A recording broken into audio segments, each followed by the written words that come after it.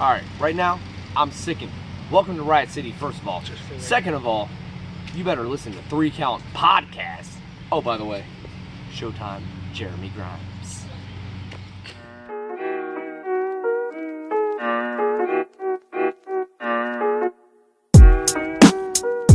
Welcome, everybody, to another great edition of the 3 Count Podcast presents Now Entering the Ring. I'm your host, Clifford Red Dog Miller, and we actually have the roster. Well, some roster, not everybody. Introducing first, he is my longest friend. He's been, by my side since 1997. It seems like it's been forever, and I don't know why I keep him around. He does like having his child-size AEW title on his shoulder. He's also repping the other person that's on his podcast's t-shirt. Welcome, Lou the Franchise. Freddie Freeman, MVP just happened, so fuck you, Jeremy. You know what? Hi, friends. You know what? That's totally unnecessary. I'm gonna edit that out. Anyway. No. Hey, first of all, it's my show. Next person on our list.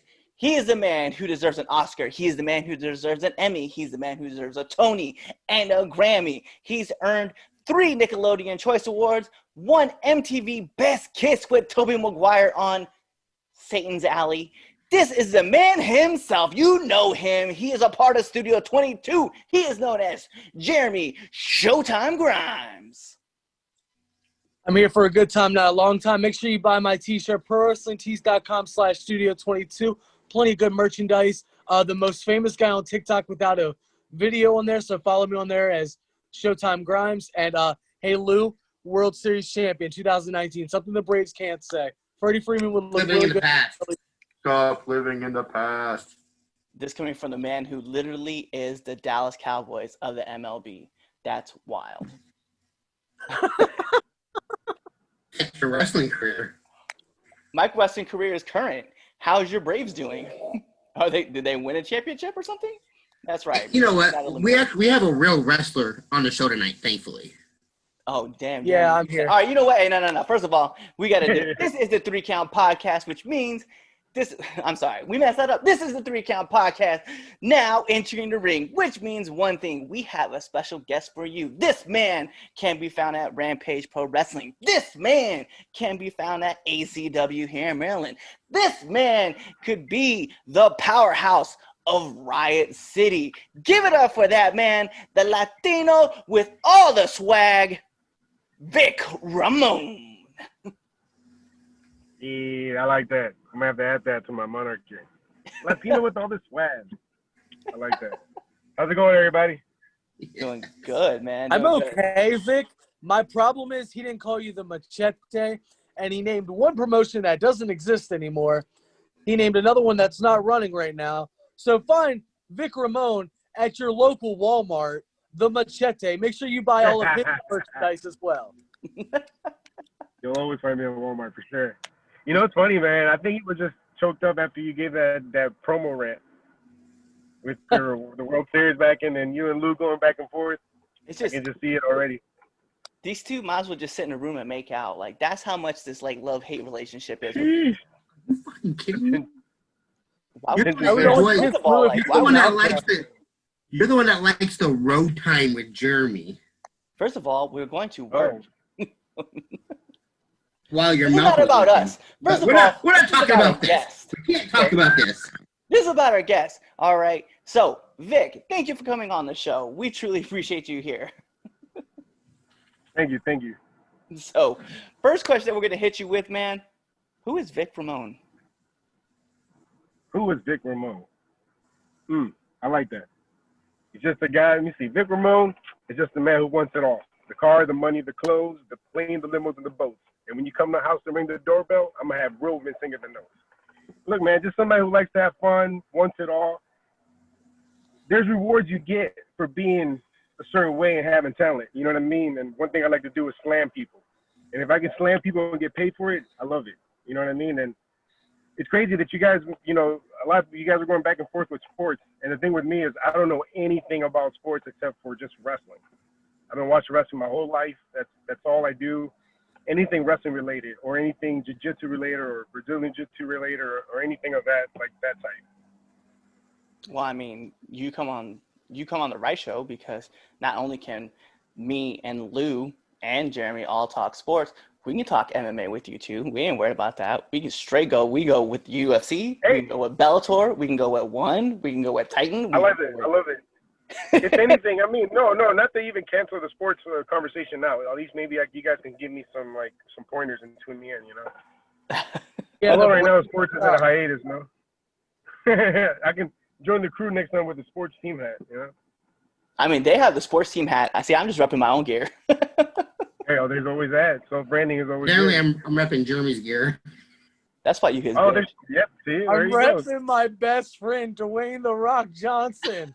I'm the Oh, only I think your yeah. buddy. I think he gets enough of a plug. Your brother gets enough of a plug. I'm over here like pick out our 3 Count podcast t-shirt. You know, you can find us at Pro Wrestling Tees. That's cool. So, Vic, how did you get into the business, man? Oh man, truthfully, man. So I started when I was 17. I went down to Roanoke, Virginia, and I went to Boogie Woogie's training school. And it's crazy because this was back in 2003, and it's crazy that he still looks the same. He's still alive. So the first place I ever went to was Boogie Valiant School, and that was like the first ring I ever walked into, and I took a bump and just found out what running the ropes was and selling, and because I started off like anybody else, and we were backyarding. So me and my buds would backyard, and it was weird because one time we were hanging out at lunch, and I used to do this thing where I used to run to the wall and do a backflip and land on my feet. So I saw a friend of mine laying down on the floor, so I thought it'd be funny, and I ran to the wall, did a backflip, and just landed on him. So a teacher saw that, and he immediately looked at me and pointed towards me. And I didn't go to him. I just ran away. I was like, nah, I'm not getting in trouble. Come to find out that he saw me later on that day, and he ran into me, and he asked me, he said, listen, I got a question. And I'm thinking, fuck, I'm in trouble. He said, if I give you a room that's padded, can you do that again? I said, if you give me a room that's padded, I can do way more than that. So he gave us the wrestling room. With, you see our wrestling room, it's padded, the walls are padded, everything's padded. So that's how it started. Me and my buds would go in there, and we would write weekly episodes and record it. And we would literally had an organization and titles and matches and storyline. And that was the first time I ever got into it. And then that's what led into Jimmy Valiant's place. But that's how I got started. Dang, that's crazy, man. Like, so then I guess like my next question that's gonna be is, what's the hardest you've ever been hit? All right, so in the ring, so after Jimmy Valiant's school, Roanoke, Virginia, from where I live was 4 hours, and at the time I didn't have a car, so me and my buds would carpool there. Eventually, when I got my car, my friend told me, he was like, you need to go to a more suitable place. So he sent me to Combat Zone Wrestling, CZW in Philadelphia, which was 2 hours away. So obviously, you do the math. So I would drive 2 hours to PA and travel and train at CZW. So one of the trainers there was B-Boy. And B-Boy was known for throwing kicks, just snap-marrying someone and just kicking them in the back. And I think this day, I don't know what got into the trainers where they kind of they felt like they had to lay it in that day. So I remember thinking they're going to hit us hard. And I don't know, something in me was just thinking like, I'm going to eat it. You know what I mean? I'm going to just take it. I don't care how hard they hit. Something in me, man. I don't know. You got to enjoy to get hit, I think, to be a pro. Something's wrong with you if you want to be a pro wrestler. You're willing to get hit, and you're landing on your back. You take an impact. I don't know. It's like moshing. I love it. So immediately I got clothesline. I can't remember by who, but I got followed up with a snapmare. And B-Boy kicked me so hard in my back that I literally had my hands go numb. Like never in my life. And it sucks because he snapmared me and he whispered in my ear, loosen up. So I'm thinking, was that worse or did it make it better? Because if I'd have tightened up, maybe I could have took the impact of the kick, But because I was loose, I mean, it was just boom, man. And it was just a shock that went through my body that I never felt to this day. I never thought someone can be kicked that hard. You know what I mean? That was probably one of the worst. I've had other moments. I've gotten concussion. And it was so bad when I got concussed because I had the guy in the corner, and I was going for the 10 punch, and he pushed me off, but I managed to land and roll back with the momentum and come right back at him. Second time I'm going for the 10 punch, he shoved me off. I fell back. I hit my head on the mat, and I forgot where I was. And I just remember when he went and picked me up, I just had to remember where I was, what we were doing, where we're at in the match, and what I had to do in order to keep it going and, you know, not lose my end of the match. You know what I mean? Like, it's just, you had to get your equilibrium right back and just focus. It's difficult, man. I've been hit pretty hard. I've had my nose busted by my own tag partner. You know what I mean? But I think, like they say, you know, you charge it to the game. It comes with it. Yeah, I've heard that a few times, actually. So what I'm going to do is I'm going to hand it over to Lou, and he's got a set of questions that he's going to ask you as well. Hey, Lou, what it do? What up, what up, what up? So first off, I just watched your match versus AC Wolf and Rayburn, where you finished the match doing that springboard moonsault. Oh, wow. Yeah. Damn, that was a long time ago. That was fire. Thank you. You know, uh-huh. No, go ahead. No, it's crazy because, like, it's a move that I always, I don't know, man. I use it every once in a while. I don't know, because it's something I always keep in and think maybe the crowds would like it if I ever keep it every once in a while. I don't know, because I use that as a finisher, and then I ended up using something else. Yeah, that match right there, I love that match. My first question for you is, after you do your matches, after everything's said and done that night, what are you eating? I usually go for a chicken avocado burger sandwich. Anything chicken with avocado on it, I'm all for it. And of course, you know, coleslaw. I think that's what I usually go for. But the more avocado, anything with avocado in it, it's good. Whether it'll be a wrap or a burger or a sandwich, but yeah. Okay, I got you. Do you have any regrets? Yeah, I wish I would have. Looking back, I think I don't know. I think I should have took more of the risks that I thought were too risky. It was just me doubting myself, or just being timid.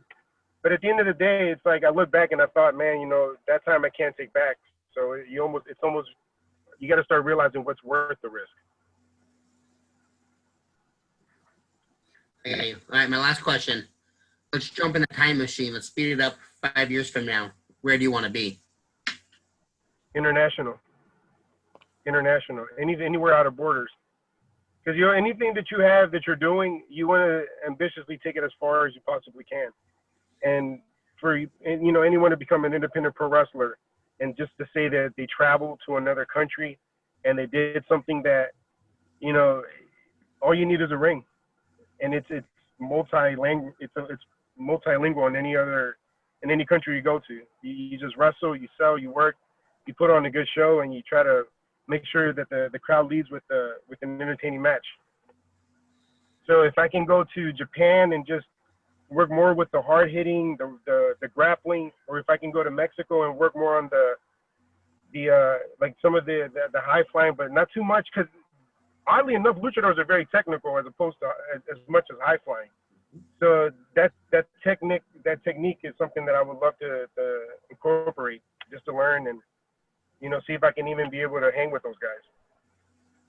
Absolutely. When you say that, dude, everybody thinks like Eddie Guerrero and Ray are high flyers. Eddie Guerrero was a really technical wrestler. We had somebody on the show last night, they were like we were talking about Eddie, and it was just like, Eddie was that good. If you were still in the ring with him, it's because he wanted you there. That's how technical he was. That's a perfect example. Yeah, that's a great example. He's one of the guys that I definitely looked up to as far as technique. Yeah, yeah, you're right. And he had a collegiate background, so guys like that made me want to learn how to wrestle collegiately. You know what I mean? And it's a shame that I never did it in school.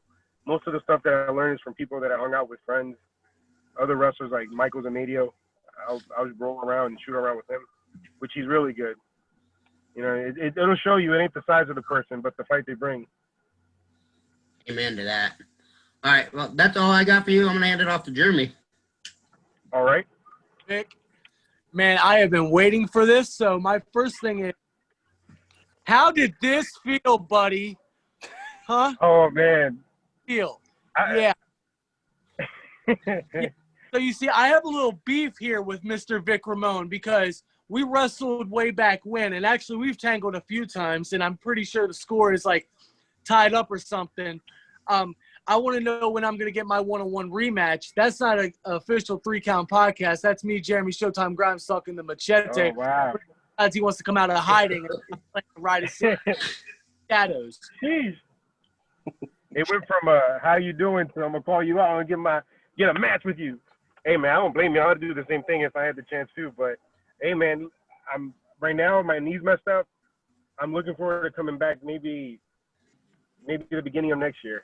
And if it's possible, there's a couple of guys that I want to do a couple of rounds with because I feel like there's some people that are good in the ring and it's good to work with some good people. Huh? December. Let's see. So all I gotta do is just flip my calendar. calendar. You have a calendar? Wait, is that a Riot City calendar? No, it's a different wrestling one that I'm on like 6 times, including the time I beat you for the tag titles. Right. None here nor there. I guess what I'm trying to say is keep your calendar free, Mr. Ramon. Don't take too many tag bookings because we have a date. Okay. No, but it's funny you say that because I'm hoping to focus on singles. I'm hoping to focus on singles when I get back. And like I said, man, I have like a list of people that I want to work with just to make sure that I'm good enough to even come back. You know what I mean? Like if I can't get through these folks or I can't hang with these folks, then, you know, it's gonna prove to me that it's harder. But I know that I'm definitely tougher. No, I hear that out, man, and I wish you all seriousness aside here, or all joking aside, be serious with you for a moment. I saw the injury whenever it happened on the video. Wished you nothing but a speedy recovery, of course. You've become one of my best friends in the business. Some of my best moments have been in the ring with you. I learned a lot with you that night. I know we talked a ton that day, and then talked a ton after that night. I know my respect for you grew that night from someone that has watched you from whenever I started to hoping that it went the same way. And recovering from a concussion, obviously it's not all the way gone because I can't remember what I'm supposed to say. You know, I hope to get you back at 100%. I wouldn't want anything less than 100% whenever we square off again. Thank you. But back to being a podcast or a member of this podcast. So my questions for you, Vic Ramon. Most of us in the wrestling business, Anthony wouldn't know nothing about this. Love you, Anthony. Just kidding, bud. Have pre-show rituals that we do. Actually, go ahead and support Anthony's GoFundMe so he can become a pro wrestler just like us. Anyway, pre-show rituals. Like for me, after the show, I go get a Sheetz quesadilla. If you don't know what Sheetz is and you're watching this podcast, I feel really bad for you. But like some people pray beforehand. I like to walk away and talk the match over in my head and see if it makes sense. Matt Stryker taught me that. So what are some pre-show rituals that you do pre-match, like right before you hit the curtain? 100%. Like before the match happens, maybe like 20 minutes before the match actually happens, I lay down on the floor and just I don't do anything. I just lay down on the floor. I try to relax every bit of myself, any nerve I have, and calm me down, any anxiety. Most importantly, I visualize all the things that are my offense.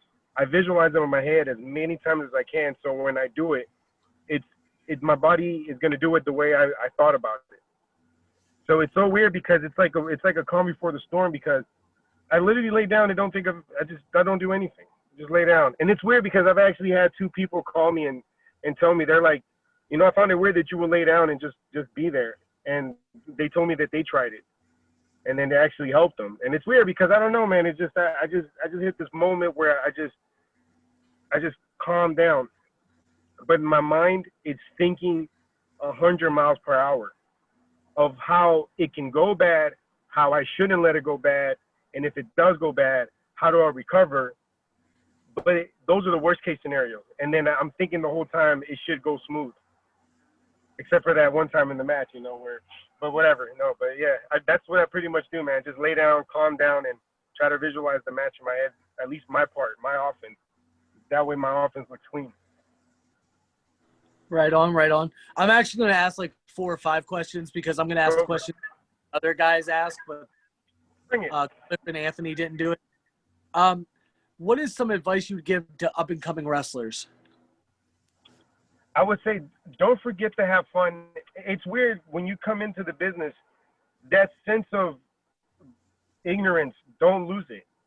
Don't lose that bit of ignorance as far as remembering what it was that made you ambitious to wrestle. Like your imagination was your creativeness. Like, I'm gonna do this. I'm gonna try this. I'm gonna go for this. People were gonna immediately come and cap all of that. If anything, just believe in what you think you want to do and what you want to go for, and just go at it 100%. Because it's hard, man. Wrestling, you're gonna get so many opinions that you're gonna get lost. So remember yours, and remember what you did to have fun, and remember how fun it was, and remember how people were entertained by how much fun you're having. That formula doesn't change. You know what I mean? Absolutely. Worst bump you've ever taken in the ring? Wow. I don't remember. Maybe that's a bad thing, right? If I don't remember, it must have rocked me. Right on. Probably that push back and I fell back and I hit my head and got concussed. That one. That's probably the worst one. Let's see. 3 people that you want to wrestle. It could be anybody in the world, man. It doesn't have to be local indies. It could be anybody. Like, give me your dream list. Give me 3 people. Current wrestlers. Yeah, current. Number 1 would be AJ Styles. Just because I feel like we would know where to slow down, because we're getting older. You know what I mean? But you gotta have some sort of athleticism and some sort of excitement. That would probably be my first one, AJ Styles. Second one would probably be Daniel Bryan. Definitely Daniel Bryan. And I would say the third one would probably be, wow, man, I want to pick someone different. Let me see. Man, I want to say Okada. I would have to pick Okada. Okay. And my favorite question to ask, and my last question, because I have 1,000 questions I could ask, but we're on a time schedule here. Unfortunately, I don't make the rules. I just follow them sometimes. Favorite wrestling entrance? Wow.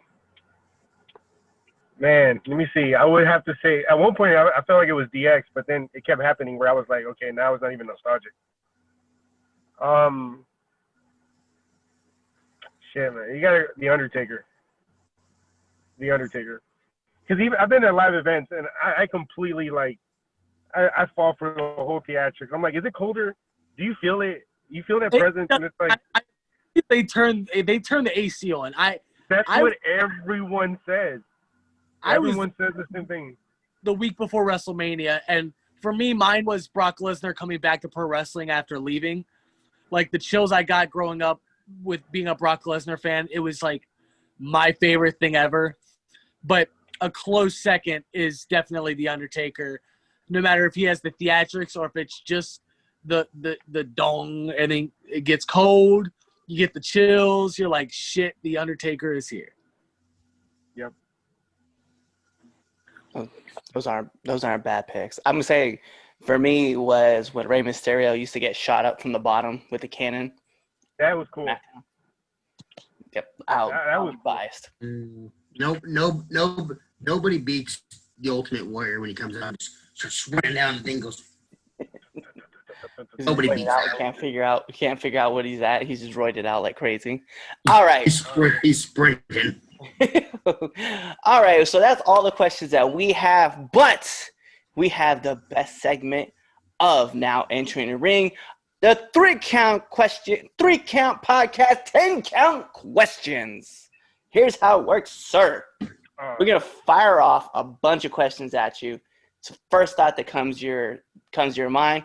You can't fail this test, but you can fail this test. But you can't fail answering these questions. You can fail. So here's how it starts. We put our imaginary timer on the clock. Bing! And SmackDown or Raw.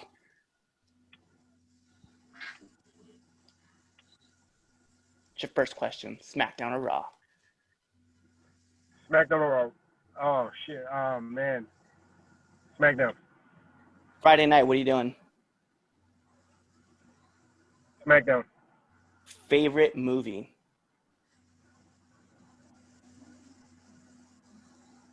Big Trouble in Little China. Oh, Big Trouble, Ben Bishop again. We'd be happy about that answer. That's kind of where we bonded. Yep, but definitely. 3 things that you would take with you on a deserted island.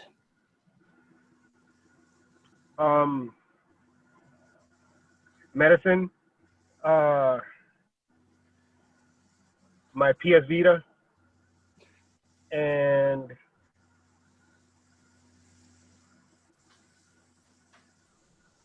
can I bring my cell phone? Sure. We can call it. Cell phone. Favorite TV Look, having show? was there.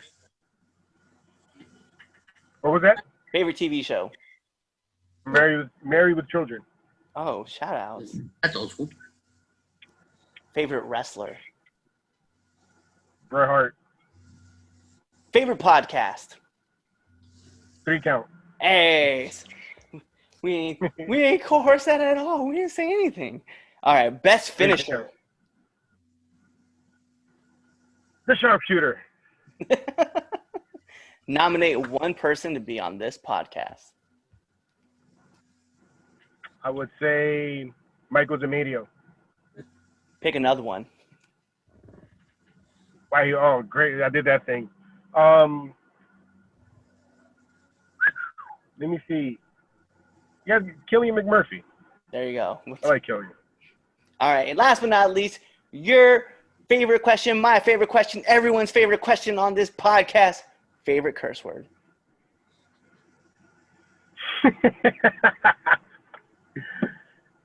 It's in Spanish.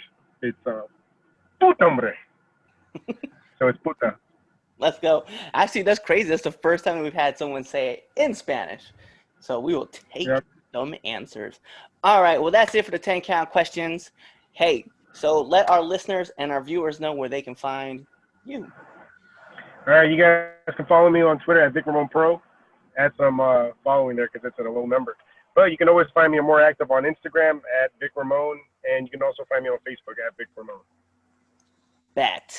Well, that being said, I am Clifford Red Dog Miller, the host of the 3-Count Podcast presents Now Entering the Ring, here with Luda Franchise, here with Jeremy Showtime Grimes. Like I said, this is Now Entering the Ring with Vic Ramon.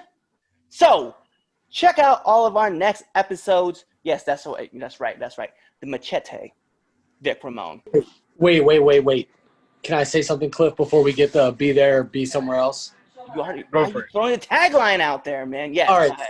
Please, everyone who watches the podcast, take some time out of your day, donate to only either Anthony to help support him in his dreams of becoming a pro wrestler, support the 3-Count Podcast at Pro Wrestling Tees or What a Maneuver, support myself at Pro Wrestling Tees. We'll all drop the links, everything like that. Please, we're in time of a pandemic. Support Vic Ramon and his T-shirts as well and his merch. We are starving artists out there. We're private contractors. We do this because we love what we do. Right now, without fans and everything, it makes it hard for us to do what we do. So help us, help you, bring good content to the world, and support good wrestling. Hey, Vic, where do we get your gear at? Say that again. Where do we get your gear? We can, if anything, right now I'm not online, but you can find me at the local indie shows at the merch table right by the concession stand. But for now, you can DM me on Instagram, and just send me a message, and I have shirts available. Heard. There it is. So, like I said, this is now entering with the machete, Vic Ramon. And, tune into the next episode. So either be there or be somewhere else. What's going on, 3 Count Nation? I'm Clifford Red Dog Miller with the catchphrase. But what I really want to do right now, go to twitter.com, right? Go over there, find us at the 3count_pod, give us a follow, give us a like, give us a comment. We want to talk to you guys. Go to IG at the 3Count Pod. Give us a like, give us a follow, leave us a comment. We want to interact with you. Go to youtube.com, give a subscribe, turn the bell on, turn the notifications, leave a comment. We want to talk to you. Go to anchor.fm/the 3Count Podcast, and in there, you can leave us a message, and we will talk to you. Basically, what I'm trying to tell you is that we want to talk to you. We want to have fun with you guys, and we love listening to what you guys have to say. Also, one thing I need you to do for me, the 3Count Podcast also has merchandise. Oh, at prowrestlingtees.com/the 3Count Pod. Please go buy our t-shirts. We love you guys, and we hope you love us too. So show us some support, please.